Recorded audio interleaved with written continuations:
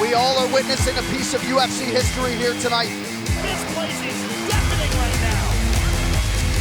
I got chills, man. I can't believe it's really going to happen. It is going to happen.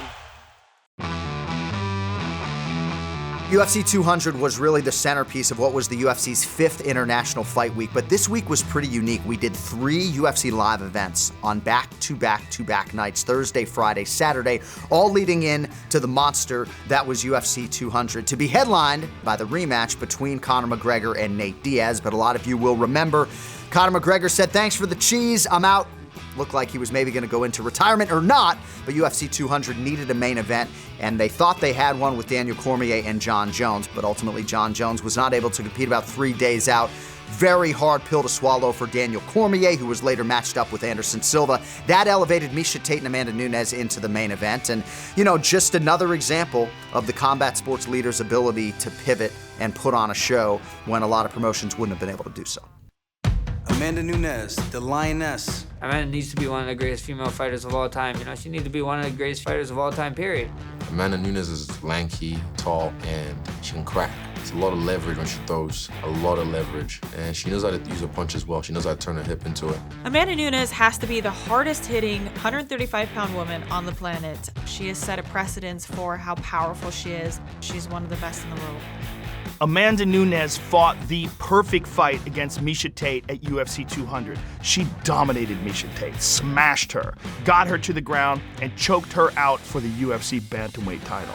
Certainly you can argue that UFC 200 was the coming out party for Amanda Nunes. She disposes of Miesha Tate, would go on to beat Ronda Rousey and become the consensus greatest of all time.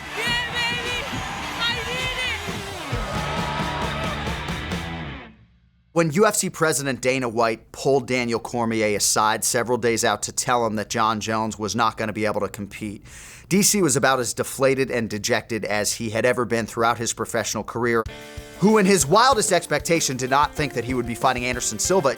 Anderson Silva looked unstoppable and unbeatable for a very long time. Anderson was able to defend that belt 10 times because he was simply the best. Now, he went on to beat Anderson Silva rather dominantly, 30-26 across the board, but nothing easy about competing against Anderson Silva without having a training camp to prepare for him. And just the magnitude of fighting the Spider, the consensus greatest of all time, certainly was not lost on DC.